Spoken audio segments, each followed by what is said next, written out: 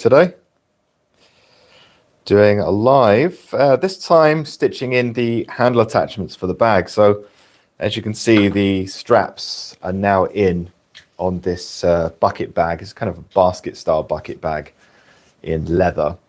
And there's going to be a pouch inside. It's going to be a drawstring pouch, which I'm focusing on making out of leather as well.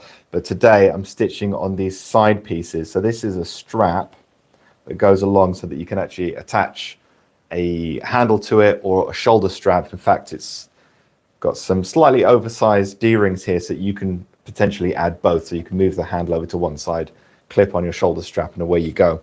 So this is for a recent course that I produced in a series of courses on how to create this particular bag from start to finish, but it focuses on teaching you how I design. So how I go through the design process, how I come up with inspiration, how I do research into it, how I take samples and test samples, creating prototypes, different versions, for example, versions out of craft foam, and then full-size versions. And so how I go through the process so you can take the idea and the concept of how to design and then create something unique to yourself. So this is being stitched in. I've done one seam here yesterday. I'm doing the other side, and on the opposite side I have another one, and you can kind of see it's stitching through, and it's stitching the ends of the straps at the same time as attaching a D-ring and spreading the load across here. So I'm able to stitch all the way down where they attach, because the straps are actually just glued in at this point.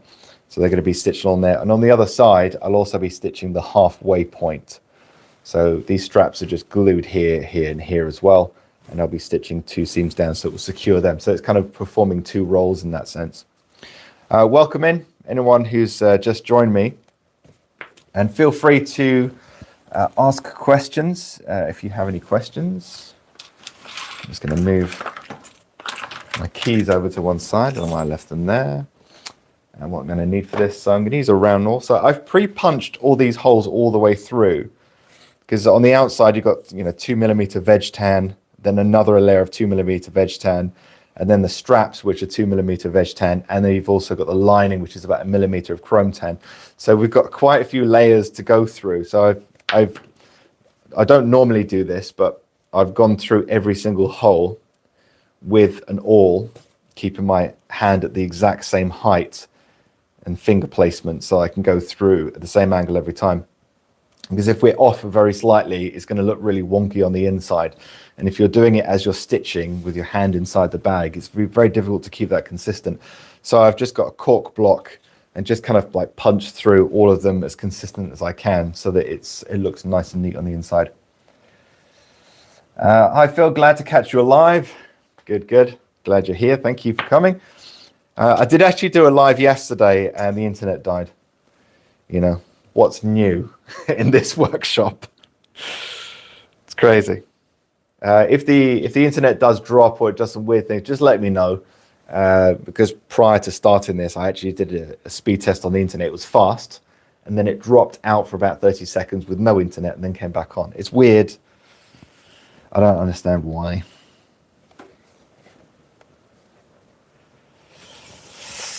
Right, so I'm starting at the bottom and finishing at the top. So I'm not starting with the back stitch at the bottom to keep it nice and neat looking. But I am finishing with 3 back stitches at the top where it meets the brass D-ring there. Let's straighten that out first of all. And I'm going to need my pattern weight. There it is. Loving my Google Fiber. Yeah, I don't know what this is. I got the owners of the property, because this is a rental, right? I got them to install Wi-Fi, which they did, and they had to run cables from their main building to this building and dig up the ground to do so. So it was, a big job. I mean, I am paying for it every month, but it was quite expensive to do, I think. But whatever the case is, it's just never worked right. But I'm glad it's working for you. Get that first stitch right.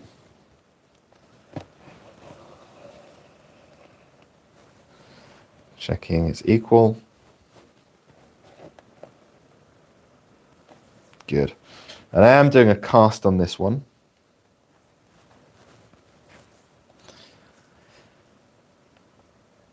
Whether you cast or don't cast, the stitches will look the same once you've gone through this much leather at this thickness. It doesn't really make a difference what you do. Thinner leathers without a cast will give you a nicer looking stitch on the outside at the cost of a straight stitch on the inside.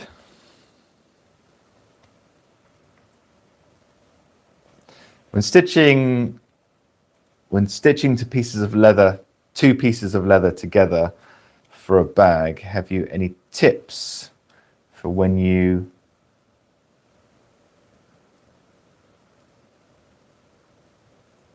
Oh, okay. Message retracted. I guess you wanted to change the message. Interesting that you can do that. So this is a little bit challenging because, of course, my hand's on the inside of the bag stitching through. I've put down a little bit of just tissue paper here just so I'm not scratching the surface of the veg tan on my table.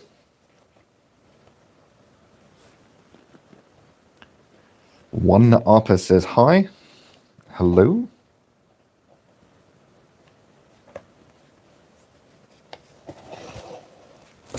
Oops. Try not to punch it.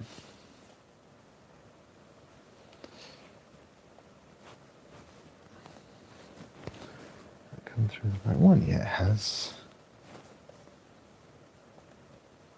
So I am using a roundel on this one, mainly so that I can feel for where I need to put the needle in on the rear side. So I'm kind of pushing the awl through. I can feel it with my finger on the inside, and then I take my left needle and I butt it up underneath. So I'm going by feel. And as I retract the awl, of course it doesn't do it while I'm explaining it. As I said, as I retract the awl, the needle kind of falls into the hole that's created by the roundel, thereby making it a little bit easier. But I'm not actually punching the holes. I've already done that. It goes all the way through.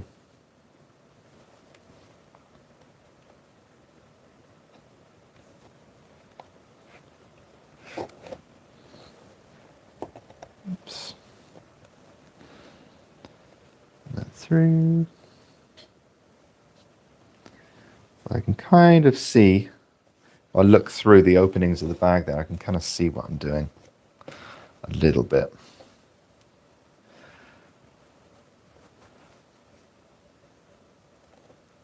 But that's at the thickest parts, that's 7 millimeters of leather that I'm going through. It'll be a little bit difficult to do that with the needles alone.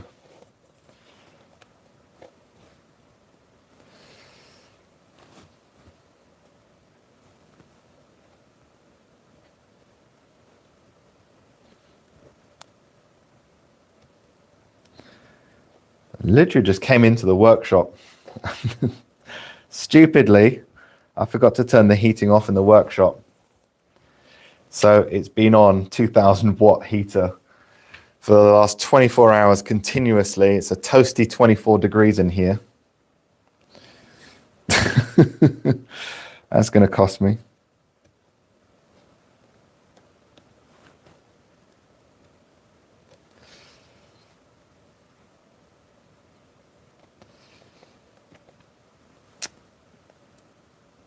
What surface is best for cutting leather on? I choose acetal copolymer. I'll explain in a second. Sorry, got a little late. Can you prop up the bag so we can take a proper look? Yeah, of course. Yeah, so I use acetal copolymer, which is what you see here. This is a 1 meter, 1000 millimeter by 600 millimeter sheet. 10 millimeters thick. Acetal is incredibly hard. It's, I think, one of the hardest plastics that you can get. Another trade name for it is Delrin. Used for high strength bushings. You can machine it. It's not soft at all. It's very hard, but it's very low friction, and it also deforms less. So when you're cutting through it, it only makes kind of a scratch in the surface. It doesn't self-heal, but you can cut through it. It's slick. You can push a round knife very easily, and it's low friction, but because it's so hard, the knife doesn't dig into the plastic, increasing friction and making it hard to push. Whereas some plastics, I even tried the plastic that's the highest lubricity that there is, PTFE or Teflon. Teflon's terrible because even though it's very slick, it digs in. The knife blade will just dig in. Tried, I think it was 7 different plastics to come up with this, getting samples from different places. And as soon as I tried this, I was like, I need to buy a sheet of this. And it's every few months, so I haven't done it for a couple of years. Just sand it down flat again, and it's like brand new. It's really good stuff. It will last you an entire career. Not the cheapest, but you can punch on it. You can prick mark on it. You can glue on it, though the glue does stick more to this than some other plastics. So I would have a separate board for that.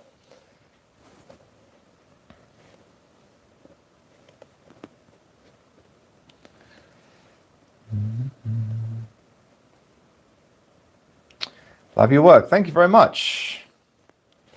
Appreciate that. Yeah, so this is a kind of a small bucket bag with a basket weave design. So this is for the course on how to design. So it's not just about how to make this bag. It's I started the video course with no idea what I was going to make. Well, I knew it was going to be a bag, but I didn't know what it was going to look like or how it was going to function. And this is still a working prototype, even though it's kind of a finished product. I'm still kind of coming up with ideas as I'm going along and filming it for people to see, how I think and problem solve when I'm designing something new. Because I think that's important for people that want to come up with their own ideas and do things their own way, but they don't really know how to get started in bag design. And it's something I've been talking about recently on lives with people asking about design. So I thought, you know what, let's just film my entire process from start to finish without knowing exactly what I was going to make, which is something I've never done before. And if I'm honest, a little bit nerve-wracking.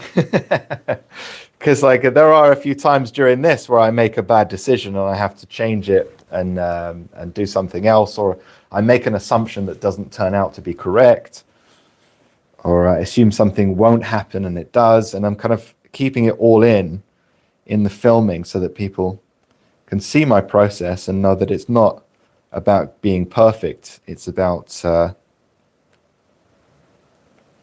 finding your failures and being able to learn and adapt from them. Talking of failing, let's go in a little bit further there. That's better.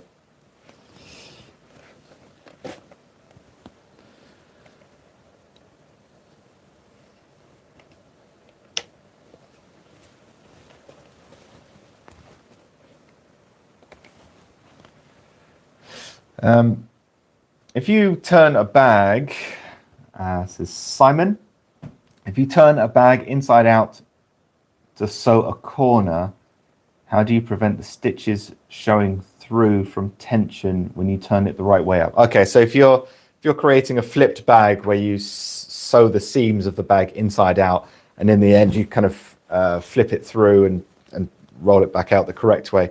For those of you who are students, like the de Havilland travel bag, how do you do that? Well, the number one way is to use piping. It's not just to increase wear on the edges. It's because piping, if you took a cross section of it,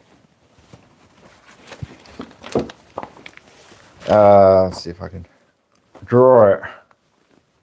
If you took a cross section of piping, you'd have a piece of cord, like leather cord or something. I'll give you a close-up in a second. Piping looks a little bit like that, okay? So that would be similar to a cross-section of piping.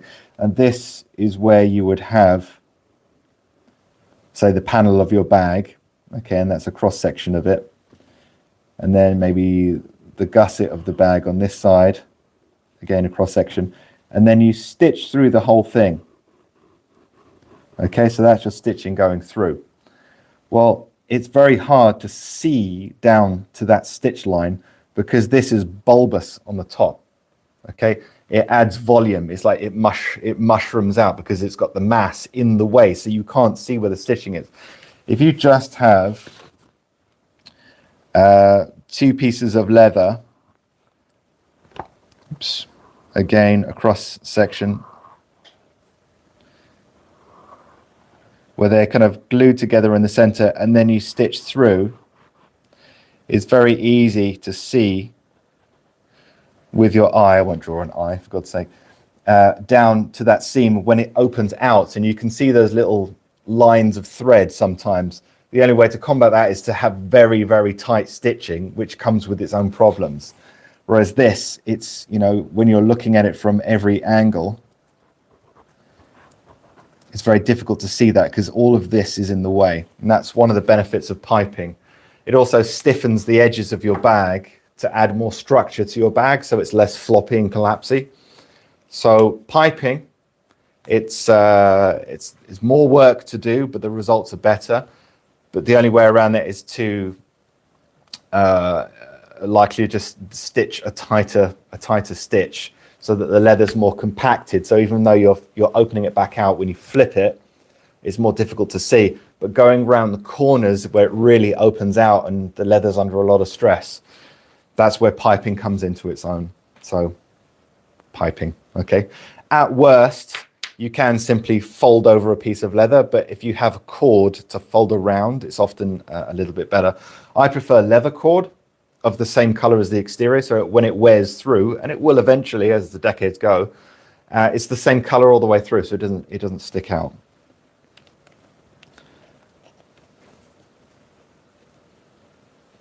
It's quite handy having a notepad there. Sometimes explaining these things with words is difficult to visualize. I'm a very visual person, which is one of the reasons I enjoy courses online, or you know, where I can see what's going on.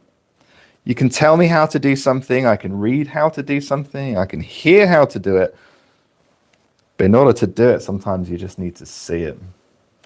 And that's kind of why I started these online video courses. What size of needles do you use for your hand stitching? Do you always use an awl when you hand stitch? John James 004 is what I use probably for about, I'd say maybe even more than 95% of my work. Only rarely will I use a larger needle, or do I need a larger needle? And it's almost never do I need a smaller one. So yeah, John James 004.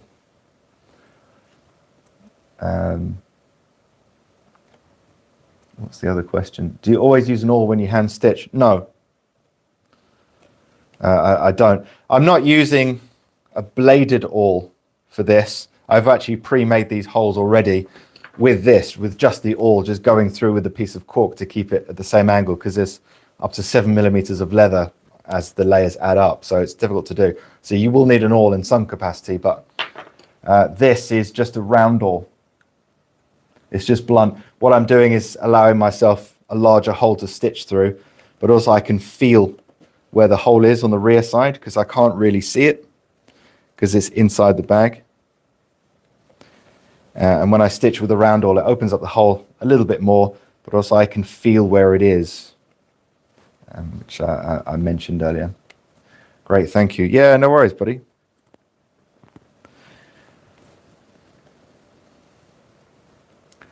Yeah, I gotta be honest with you. I don't think I would ever make a flipped bag that didn't have piping on it. Can't think of a time where I've ever done that. I don't think I have. I must have at some point done something, but it wouldn't be common practice for me. It just makes such a difference.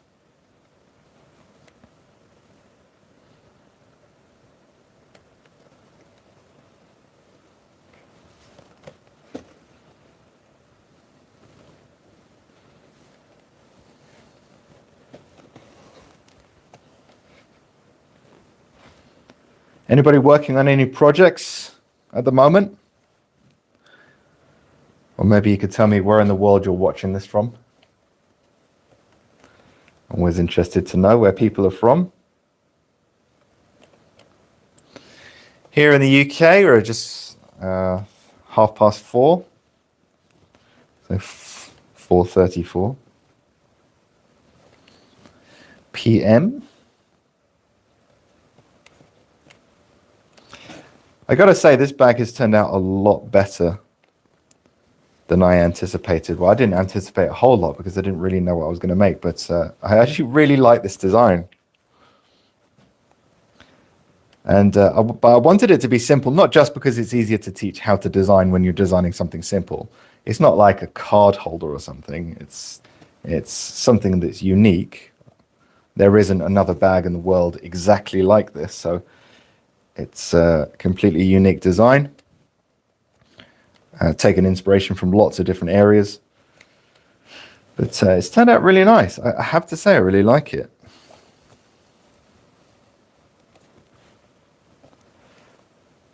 All that's left to do is the handle and the shoulder strap. And I haven't designed that. Sometimes the extra parts that go with a leather design, I kind of do once I've done the main piece. Sometimes I'll do a handle after I've designed the bag, because I might have a preconceived idea of what will work with this, and then I see it in person in the finished article. I'm thinking, nah, that just doesn't quite work right. I did that actually in one of the courses, the trunk making course. The original handle is actually right here, funnily enough. It was using these D-rings, but that was it. On the original trunk, that was the handle. Very basic. I've since cut the D-rings out. Very basic, very simple. Crease line on the inside, quite nice. Would have worked just fine. But once I'd built this thing, it looked a little bit more grander than I anticipated. And I thought, just the strap handle, it just doesn't, it's not in keeping with it. So I created a special handle for it. It's basically a briefcase, kind of like a doctor's bag handle, a D-shaped handle. Some people call a post handle or a pillar handle. And that's just something that I've come to gain from my experience, is if you can design a part for something at a later date, do so, because once you see the design in the flesh, you might change your mind about what kind of handle goes with this. Right now, I think a very simple strap handle would be fine. But that's the aim of this course, is I'm not trying to figure this all out before I start teaching it. I'm actually teaching how I figure these things out. So almost at the top of here now.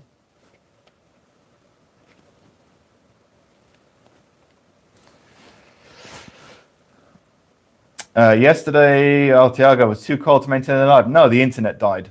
It just died. I don't know why. It's really annoying. It's really annoying me. You know, because this is such a good opportunity for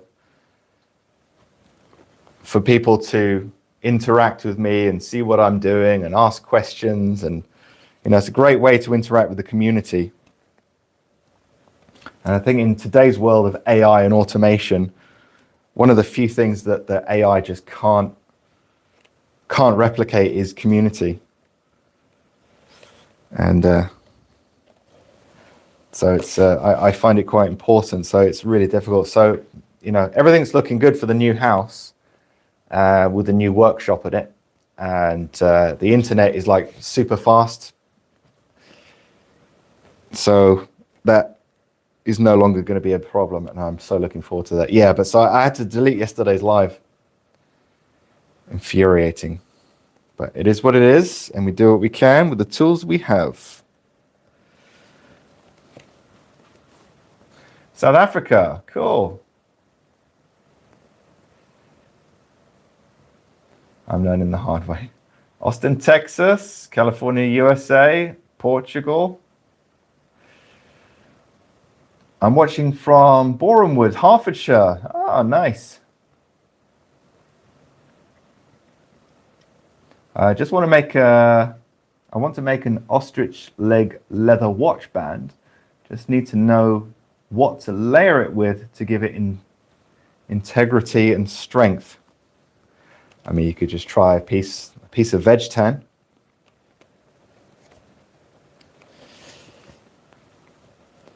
I mean, that's a lot of watches you'll see on the side, and the inside is just simply bonded leather, but that's just a cheaper way of just putting real leather on the inside. Veg tan is a good alternative. And it will age well. There's a lot of things that you can use. Whenever I can, I always prefer to use actual leather for reinforcements. It's more premium. Sometimes it can add a little bit of weight, but on a watch strap, it's not going to matter much.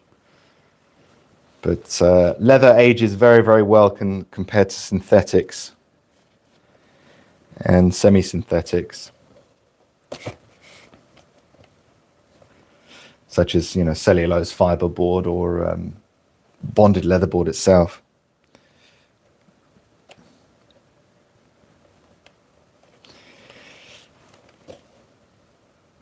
But do remember that sometimes when you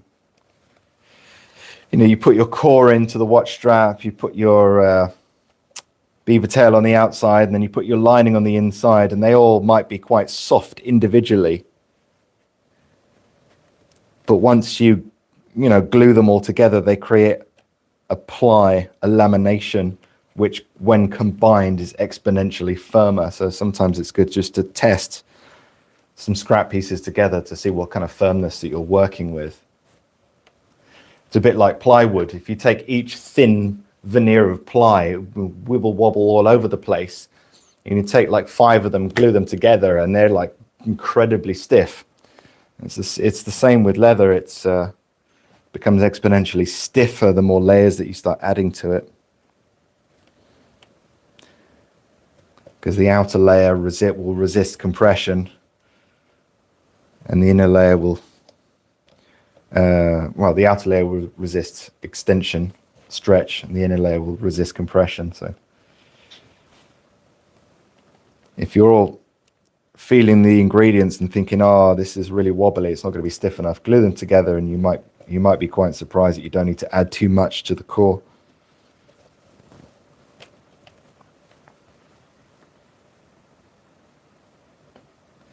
Where is the best place to get patterns, or do you design everything yourself? Yes, I design everything myself, so I don't really go anywhere for patterns. Sometimes I've taken inspiration from vintage pieces that I've bought, over the years of repairing and documenting and taking things apart, reassembling them and refurbishing them and selling them on. I got a lot of notes and designs and measurements and things like that, so it gives me a good idea of where I can get inspiration and pattern sizes and things like that. But no, I don't buy patterns.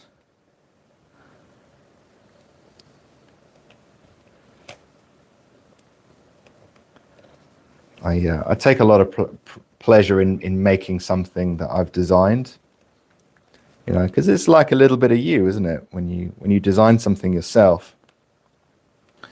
But it is easier sometimes just to buy a pattern and work from that. At least you're working from something that has been proven to succeed.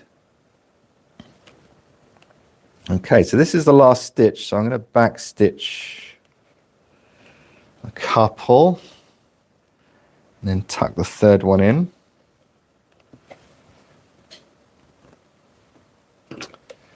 New podcast on the new house. Well, funny you say that. There's a few more rooms in the house than my current house, and one of them is like a small-ish room. It's not like a cupboard. It's just a small room, and there's like no windows in it. And it's kind of like a storage, I think, from the previous owners. But I thought, you know what? It's the perfect size to put all the, the egg crate soundproofing on the walls and the microphone. And it would be the perfect setup because it's surrounded by walls. to do podcasts, and it's kind of like got me all excited again to do podcasts. I love doing podcasts. It's just the time it takes to do it, because I'm always filming something, I'm always editing something, I'm always creating content. It's like, it's one of those like real bugbear of mine that I just really struggle to find the time to do the podcast. Ordered some 2.7 millimeter pricking irons for the job, for the watch strap. Yeah, it's a good size for watch straps. Do you think the best way to learn is to take old products apart? I don't necessarily think it's the best way to learn. I think it's just one way to learn. I don't know if there is a best way, because everybody's slightly different. Some people are more visual learners, who, probably people that enjoy my courses. Some people prefer to read. Some people prefer to just experiment on their own. Some people prefer to do in-person courses. It really depends, but I think there's a lot of knowledge that you can get. I mean, my goal was to create traditional leather goods, and there's just not a lot of traditional leather goods being made in the UK anywhere at the moment, that at least where you can find out how things are done and how things are made, and the old ways of doing things. So I would buy a lot of antique books and vintage books on leathercraft, as many as I could find, and study them and make the products for them, and read it and attempt to understand what they were talking about. Some of the materials don't even exist anymore, like straw board, very difficult to find. But I found my little side hustle of buying stuff from eBay and secondhand shops, refurbishing and then selling at a high price to supplement my income of making leather goods. Allowed me to pay my mortgage and fill my car with fuel, but it also taught me a lot, because when I'm taking these things apart, I'm thinking, what is that? And I'm seeing the seam on this one is connected to the other seam, but only on taking it apart do I see how they did it. And I was like, oh wow, that's so clever. So I'm almost like being taught by someone who's been long dead for decades, but I'm learning from them and how they did it, and I'm almost seeing like their personality and their attention to detail, and little messages that people would put inside and sign their names and stuff like that. It was incredible taking all these pieces apart, but I learned so much from doing it. But it was only because I kind of like had to do it repetitively to earn an income, but also I really love doing it. But yeah, it taught me a lot. But I mean, if you want to make a vintage style briefcase, buy one, take it apart. You can take the measurements from it and see if you can measure the thicknesses and find modern materials and leathers and boards and things like that match the thickness and stiffness of what they've used, and make your own version of it. It's not always that simple, but it will teach you a lot. Yeah. Hi from Salt Lake City. Cool. I went to Brent Cross the other day and took a load of photos of wallets, etc., for inspiration. I remember when that place opened, I was a kid. We had to do some kind of play at school, and I think I had one line dressed up as a dad with my like granddad's hat on, and I was like, and that's why we go to Brent Cross. I just have that memory of being very young and doing that. That's so weird. Brent Cross, yeah. For those of you who don't know, Brent Cross is like a big shopping center or shopping mall or whatever.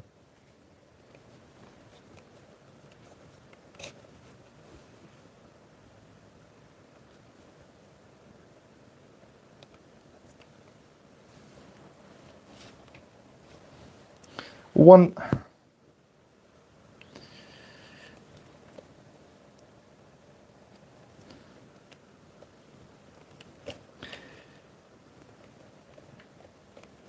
Two, and on this,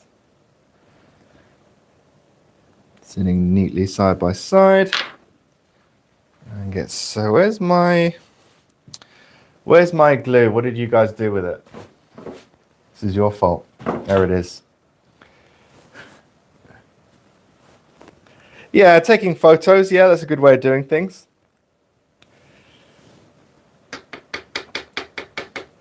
As long as you don't get caught, that'd be a bit weird. Just like opening the wallet.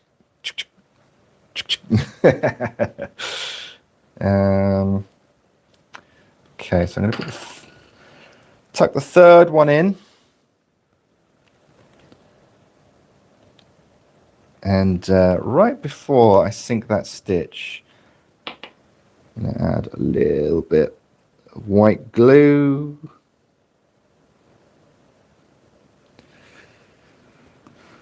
And that just pulls the glue inside the stitch. And then just wipe in line. Remove the pattern weight. I was wondering why the bag was so heavy then. Wristwatch check today. I have a Seiko 5 Sports. There's the Beta watch today on a NATO strap, if you're allowed to say NATO anymore without getting sued.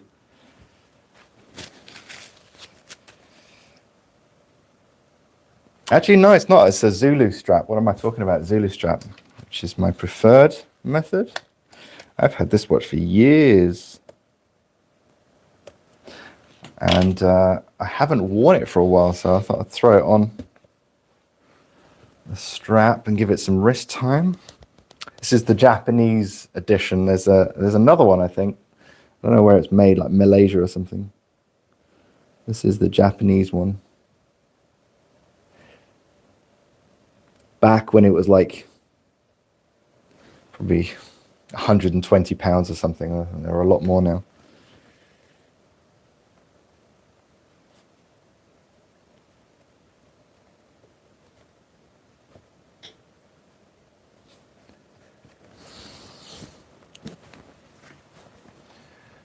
What knife do you use the most for cutting leather? Round one or just a Stanley?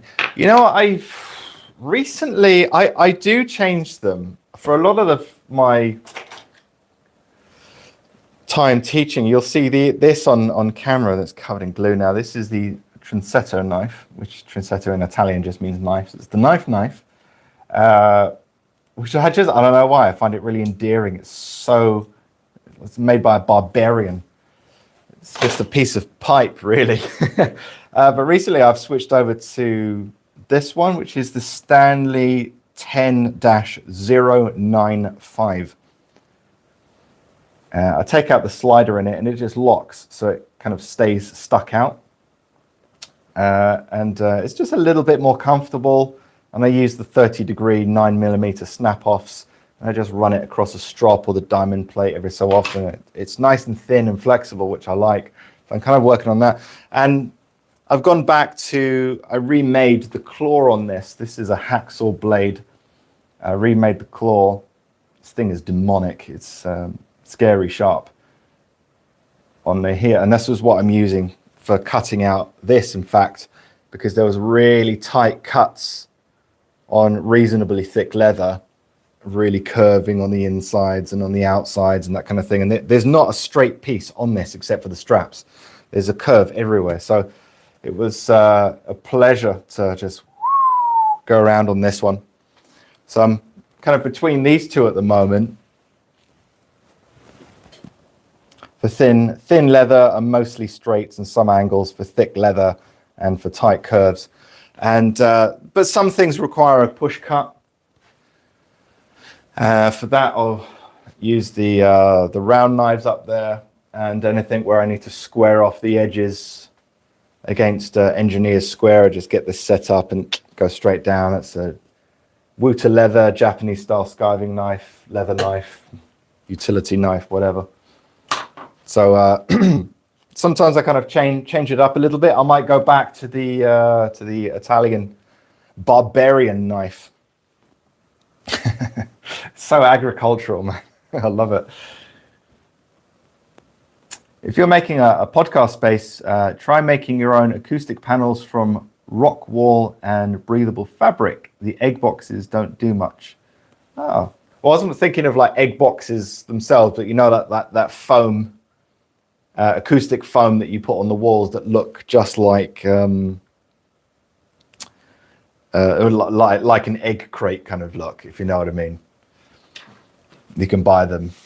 I probably wouldn't do the entire wall, but just like either side, a large area to help absorb sound. But yeah, I've seen those like domed panels as well that you can buy that you can kind of put either side, and it just disperses the sound and as well as absorbing it, however that works.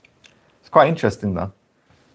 But I wouldn't go too far. I mean, I'm using a dynamic microphone, so it's not really picking up much. I mean, I do my podcasts in here, and this, I don't know if you can hear it right now.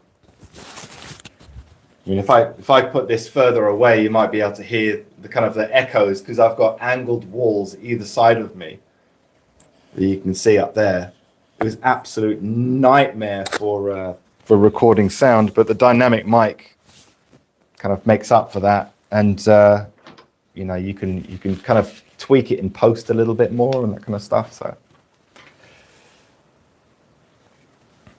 I mean, have you heard the AI tools that you can use when audio is really bad? Like sometimes I've used them if I use my little Rode wireless thing. Sometimes I haven't plugged it into my microphone and it's just sitting on the table. So I've got the audio, but it's like from over there in an echoey room. You can just run it through the AI cleanup tool, and it sounds like you're in a podcast booth. It's crazy. It's a little artificial. It's not perfect, but it helps you out in a pinch. Anyway, where are we?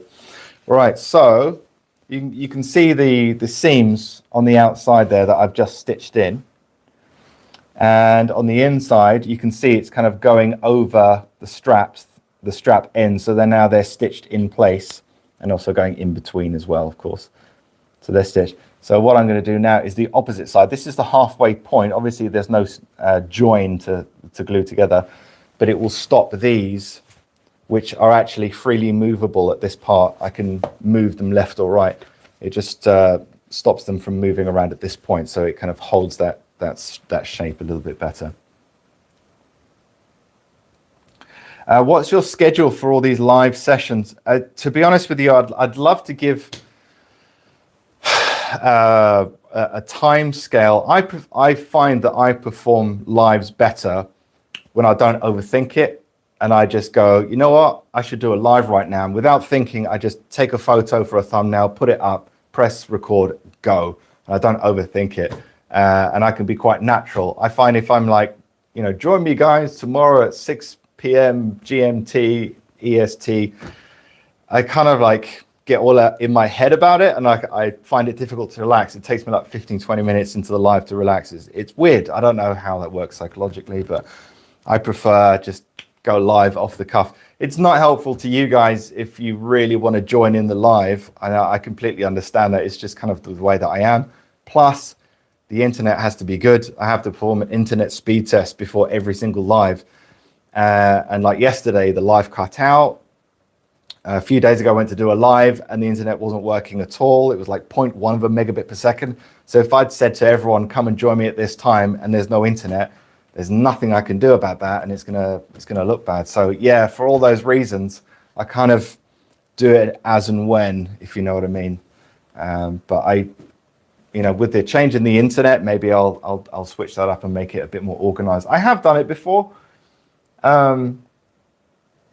Yeah, I just find it less enjoyable to do. It's I don't know if you've ever gone live on the interwebs, but everything you do, everything you say, your reputation is on the line continuously. People are asking you the most random questions that if you're claiming to be a leather expert, you must know the answer to. And you're put on the spot constantly, and it's one of those things. I'm not an introvert by any means or anything like that, but I don't like crowds. I don't like talking in front of lots of people. And sometimes I've had whatever 100 people on live, and it's weird, it's strange. But not many people do them, and I think that's why it's people get all up in their head about doing a live. Cool bag design. Yeah, thanks. Yeah, I really think so. I have to be honest, I'm really, really enjoying this. I mean, I like making things out of leather, but sometimes, you have an idea. I mean, I've taken this top strap out of this, but it kind of, doesn't really, it gives you some idea of the dimensions, but it doesn't allow you to kind of pick it up and feel it and then look at it in its leather form. The way it holds differently, it feels differently, the weight is different. And yeah, no, there's something about this that I really enjoy. Plus the fact that the main body and the gusset is all one piece of leather. This piece of leather is this piece of leather, which is this piece of leather, which is this piece of leather, which is this piece of leather here. It's all one piece of leather. Obviously, you've got, you know, the straps in there as well. But you've got an entire bag, which is made from 1, 2, 3, 4, 5, 6 pieces of leather, not including the lining on the inside. So, you know, very, very simple to make, but it's come together really nicely. What I wanted to do was avoid having to have, you know, 2 panels, 2 gussets, a base, and then think about, you know, seam allowances for this. And what happens if we just, what would it look like if it was simpler, and then start from there? So I did have ideas originally. In fact, I've got the drawings here of the initial sketches of having one piece of leather here, one piece of leather here, and it will be double layer in the base. And then the other idea was to have, you know, 4 pieces on the exterior and then a base. And then I thought, well, what would it look like if it was just one large piece? And that was my initial sketch of this bag. I didn't actually know that I was going to do 3 straps at the time. I changed that idea, but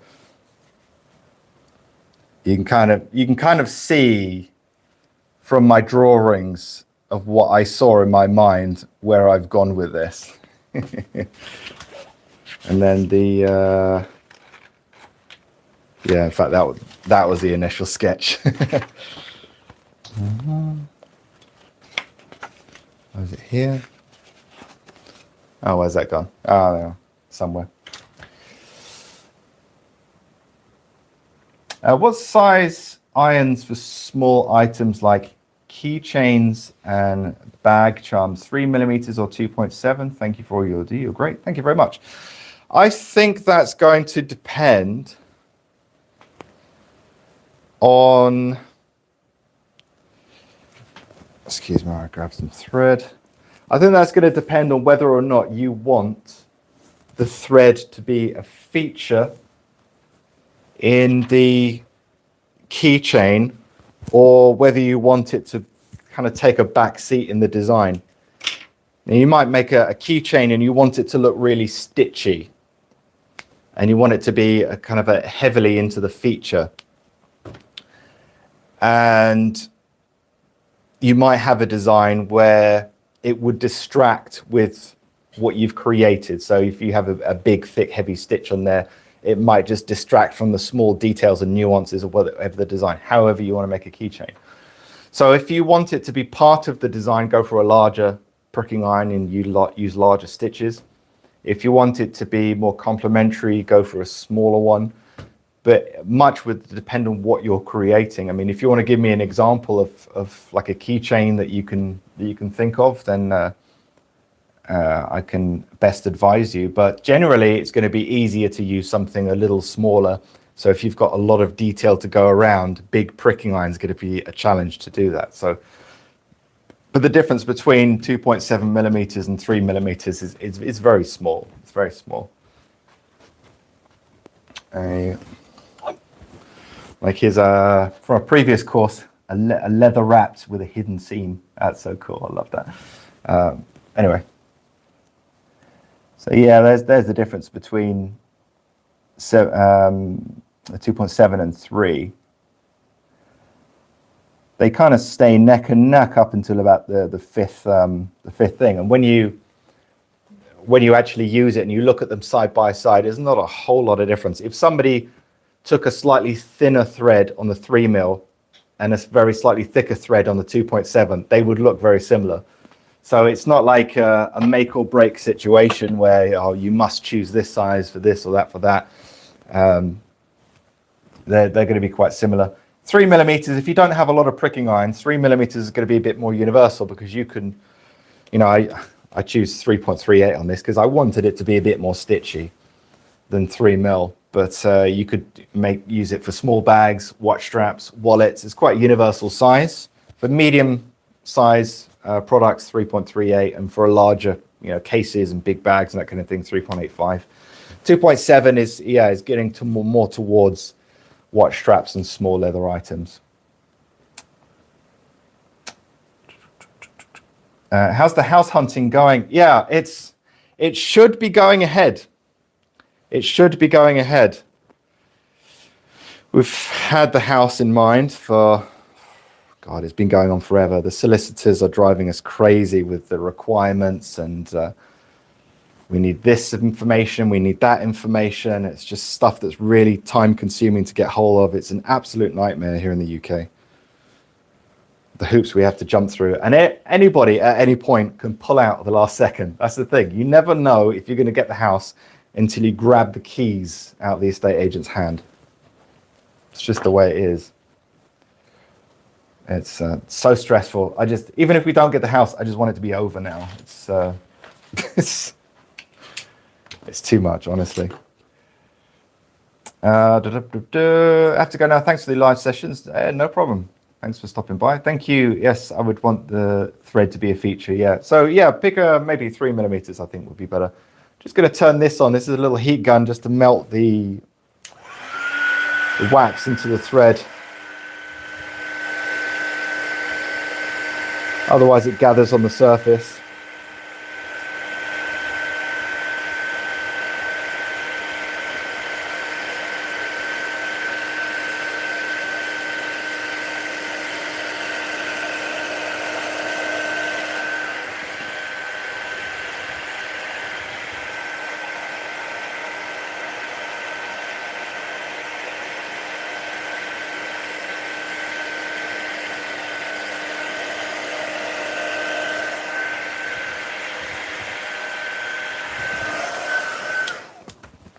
Find that quite handy, actually.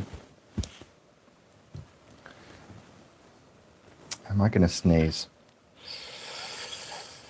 Am I going to sneeze? No.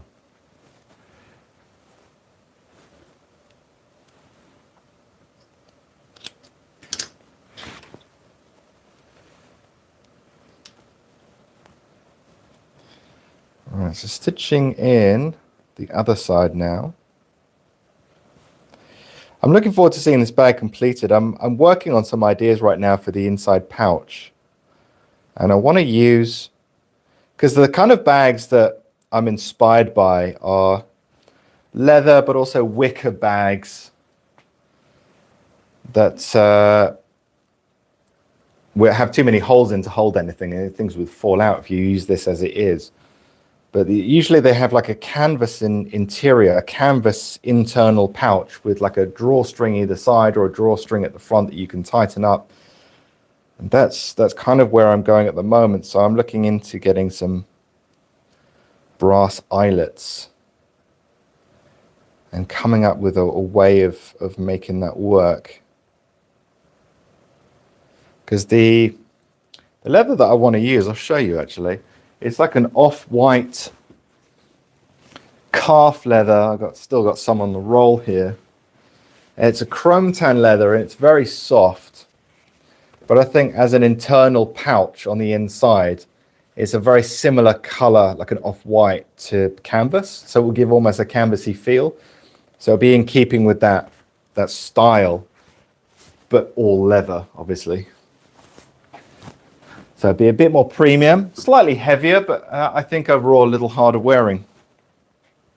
But I'm kind of umming and ahhing whether or not I want to have the leather turned over on the top with the grain side out and the grain side on the inside of the pouch. And then underneath the turnover, it will be the suede side of the leather, the flesh side of the leather, which will be inside the bag, which might be a bit more grippy.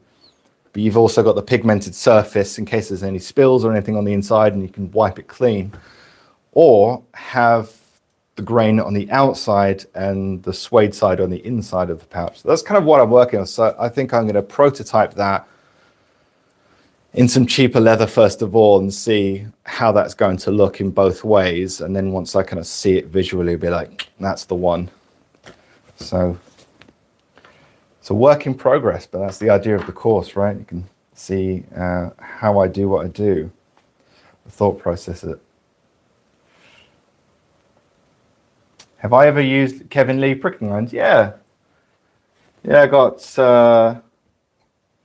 this set here is Kevin Lee pricking irons. This featured in a recent course of covering it with leather. I've got these ones here. These are the kind of diamond. These kind of like stitching chisel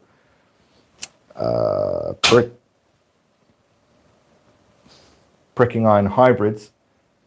I don't use these very often, to be fair. They're very top heavy. If I was going to buy some pricking irons from Kevin Lee,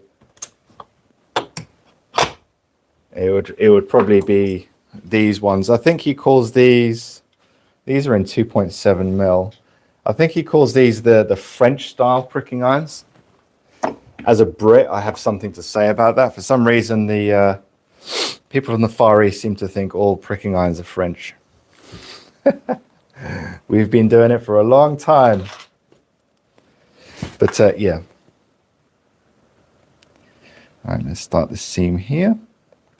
And where's my trusty weight?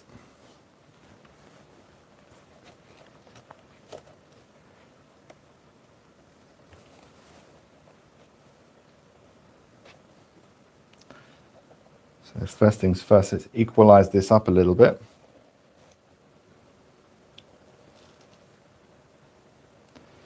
That's good. I originally was going to go with a brown interior on this design, and I'm kind of glad I didn't. It's a bit more interesting having the olive green as the interior, and also the matching edge paint on the outside is olive green. I went with it because if I went with brown, I would have to split down a very large panel of chrome tan on my Bell Knife skiving machine, or have it sent off, or buy a whole new piece of a different thickness. And being as this is a stage 1 prototype, I just went with what I had in the colors that I had, and I had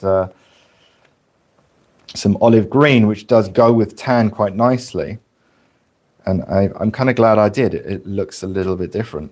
I'm going to be honest, it's a combination that I would definitely do again, that I may not have done if I hadn't have tried it on here as an experiment. But adding the olive green, it's kind of difficult to see, but it's got olive green on the straps and on the inside of the holes that are cut out, and it darkens those areas to give more of a pop.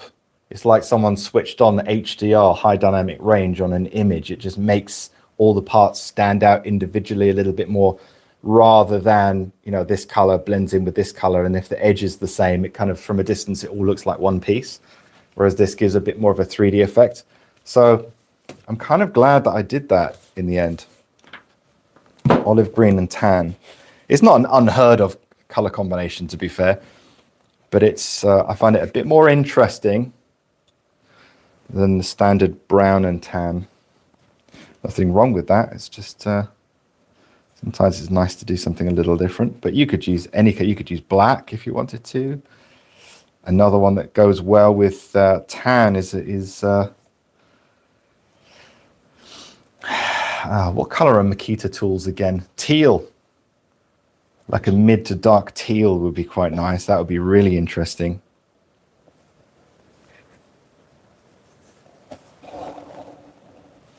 Which is like a dark turquoise, really, but maybe a touch more blue in it. How many hours do you estimate it takes to make this bag from scratch? I don't know, man. If I had to, well, including the pouch, well, I haven't finished it yet, so I have no concept. And because I have to stop what I'm doing and do something else, and I wear so many hats in this business that it's really difficult to estimate. But it definitely wouldn't take like 20 hours to do. Maybe 10 to 15, something like that, maybe. But, you know, it might take a beginner 40 hours, and it might take someone who's, you know, very fast in production 7 hours. So it's very difficult to estimate, and it depends what equipment you have, machinery. But for me, maybe 10 to 15 by the time it's done with the handles and shoulder straps and something like that. Definitely be about 2 days work. But I heard something on the inside there.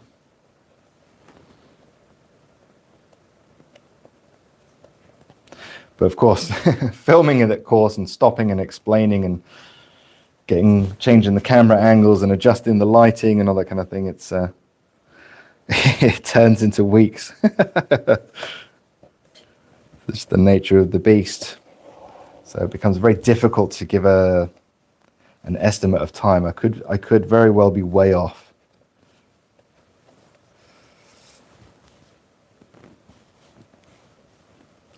Didier Lemur says hello. Well, says hi.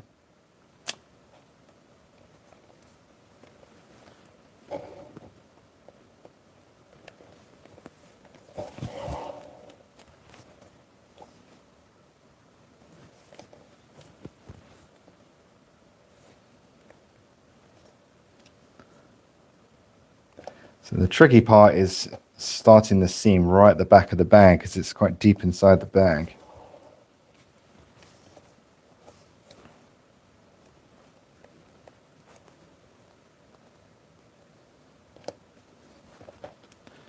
And then it gets quite a bit easier as I go forwards.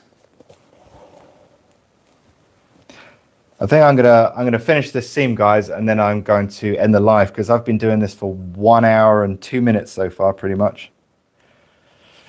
So I don't want to make it too long. I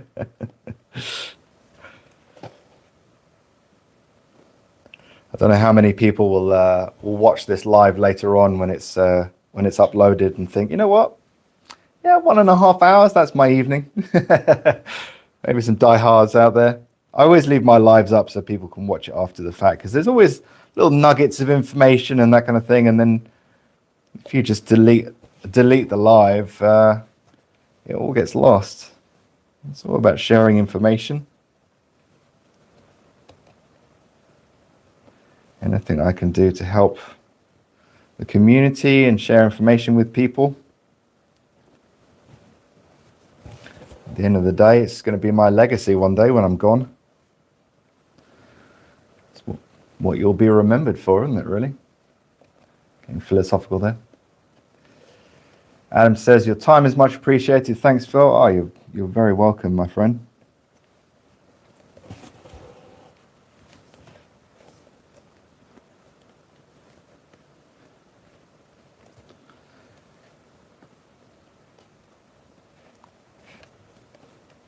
Thank you for your time, says Simon. Yeah, well done. Well done. Why am I saying well done? Well done. Yeah. Thank you is the usual appropriate non-psychotic response.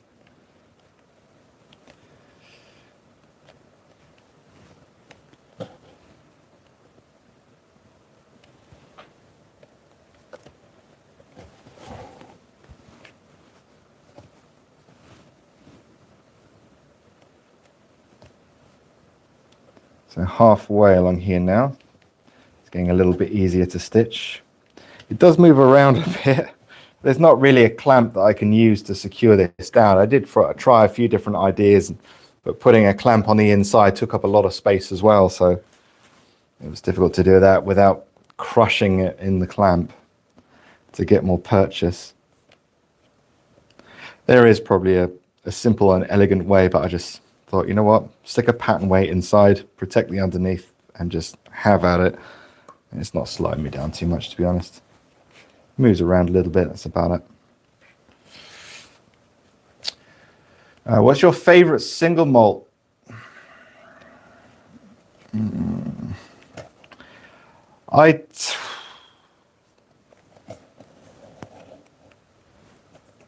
That's a difficult one. I tend to prefer the smokier malts.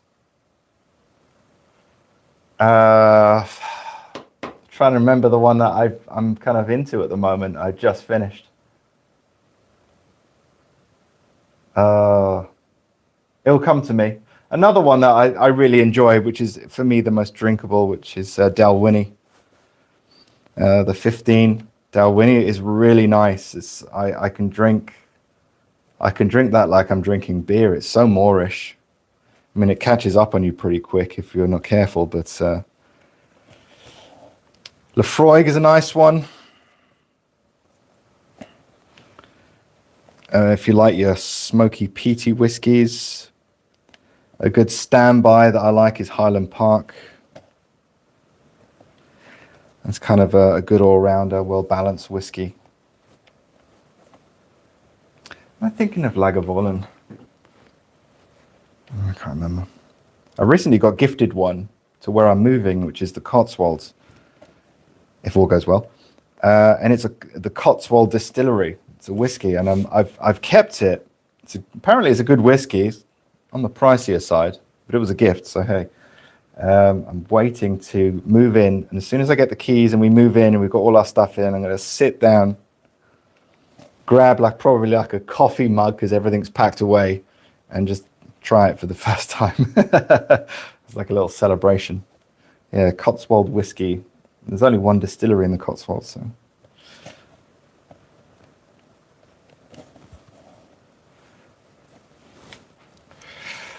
Do you sharpen your wing dividers? I saw another leatherworker claiming that you should sharpen it to prevent it from scraping the leather instead of marking it. Well, I mean, you'd want to blunt it if you don't want to scrape it. If it's super sharp, like a scratch awl is super sharp and a round awl is dull. If I want to mark leather without scratching it, I would use this. If I want a permanent scratch in it for whatever reason, I would use a scratch awl. So, no, I don't. I mean, it's not like. I mean, it does catch my. It does catch my. There you go. I'll put it in a callus for you. You're pulling my skin. It does. It's gross. I don't know why I did that. But I proved the point.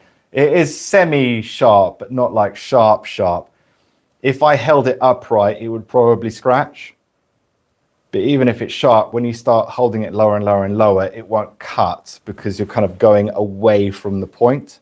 And the further up you have, the more of a scratch you'll get. I wouldn't have it super like needle sharp, but this is actually sharper than I thought it was going to be. And I must have sharpened this from factory about 6 years ago. So it's had 6 years of use and it can still lift your calluses. So and I'm pretty sure that's just going to be your bog standard heat treated tool steel. Can't even remember where I got it from. It probably wasn't expensive.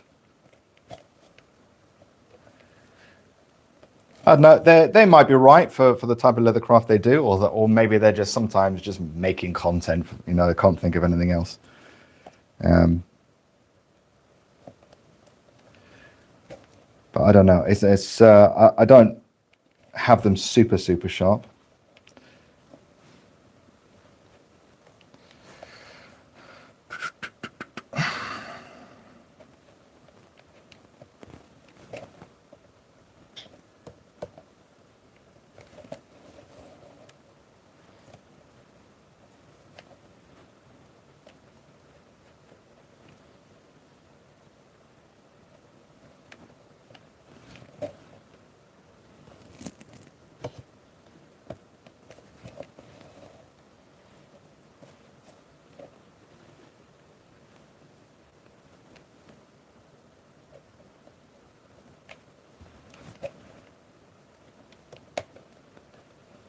Going over the last strap.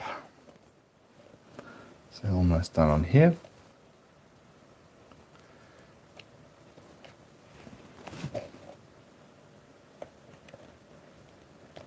Oops.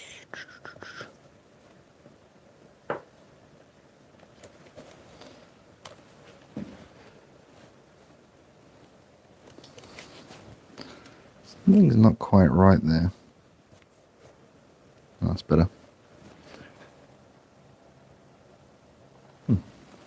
That's fine.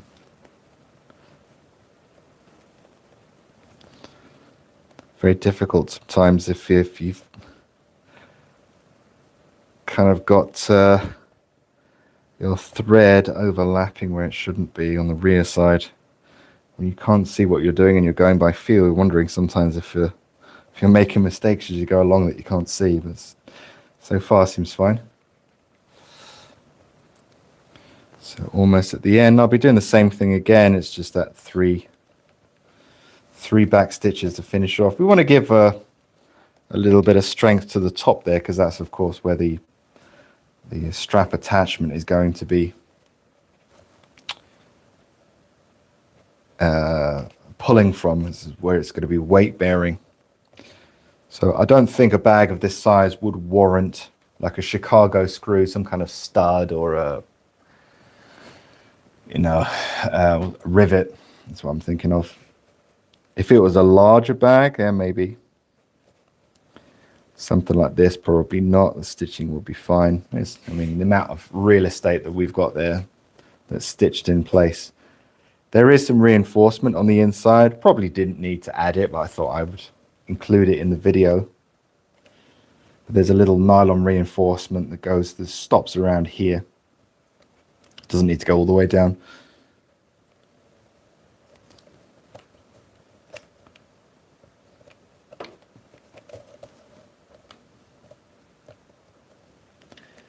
Almost to the top, 3 more stitches to go. And then what I'll do, if you want to stick around, I'll show you how I hammer down this awkwardness. It's not elegant. I'll tell you that. It's not elegant.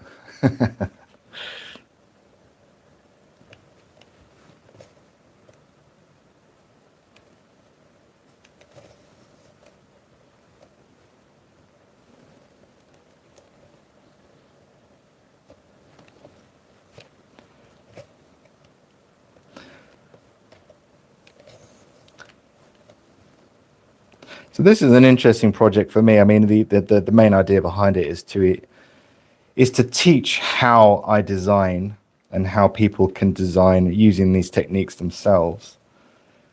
But this is, I wouldn't say that this bag, although it's kind of luxurious in some ways, but it's not like a luxury exotic skin bag with lots of filler and piping and design elements and 3D aspects to it and hidden this and that. It's very basic and simple. In fact, there's something about this which is quite interesting, and I did it without thinking. I just did it naturally. I didn't add a crease line on anything. There's no crease line at all on this bag, which is unusual for me, but I just didn't feel that it warranted extra detail. The idea behind the bag is the simplicity of it, taking inspiration from wicker designs, even bags or baskets made of strips of laminated wood. Well, not laminated woods, like wood veneers, like where you weave the wood in and out, kind of like what this is, weaving in and out. And I just thought adding the crease line is not really, I don't feel that it adds something to the design in any meaningful way. Why not take it out? So I just didn't add it. So there's no crease line on here or anything. There's no stitching on that because it is just the leather. There's nothing added to it. There's not 2 layers on it. Because I also wanted this to be quite simple for people that just want to, because there is a pattern for this that I'll be putting out on this particular course. There is a pattern for it. So people that aren't interested in learning how to design their own stuff and they just want to make something that's pre-designed, they can just download the pattern, print it off, glue it with some paper glue onto a sheet of card, cut it out and use the patterns from that, and then make something themselves. And you could make this would be really interesting in ostrich or something, or lizard. Actually, I think would be quite nice. Crocodile, maybe a bit too much going on. But yeah, it'd be interesting to see it in the flesh. Sometimes you can't really judge what it's going to look like until you see it.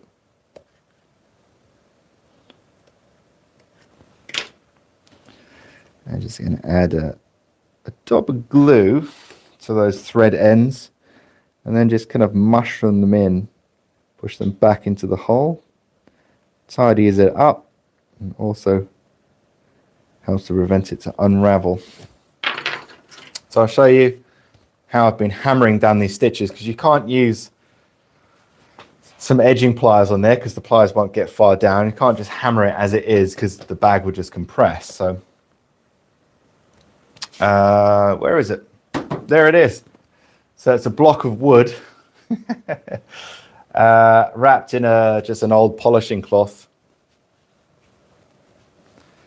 And what I do is just take a mildly clean semi-polished hammer, what used to be, and then just place the block of wood down there.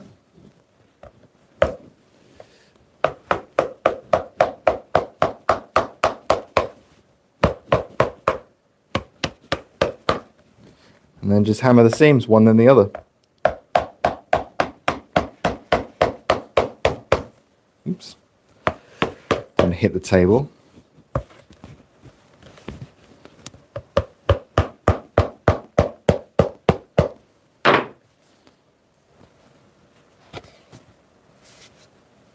Good. Okay, so there's a hammer down now, flattens them out just a little bit, just helps reduce wear and closes up the holes of the leather around the stitch a little bit more, making sure that this bag is completely watertight. And while I'm here, I might as well just do this one. The seam that I've just done. You have to give it a slightly harder whack than normal because obviously as you hit, it's not absorbing all the impact. My arm is taking some of that away.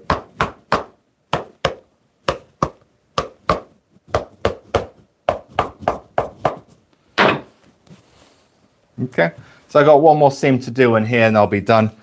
What I might do actually right now is probably do it live on Instagram. So if you guys are actually around and you want to continue seeing me on the live, I'm going to switch over to Instagram, give YouTube a break for a bit. But guys, if you have any questions, you can ask me on my next live or simply just send me a question on my contact form, my website, leathercraftmasterclass.com. And while you're there, don't forget to, if you enter your email into the pop-up, I'll send you a free video on how I hand stitch, which gives you a close-up idea with different camera angles of exactly what techniques I use in order to hand stitch. So that is it for me from now. Hammer time starts dancing. Yeah, exactly. Okay, so till next time, thanks a lot, guys. Almost 1 hour and 20 minutes. For those of you who stuck around, I congratulate you. Great job.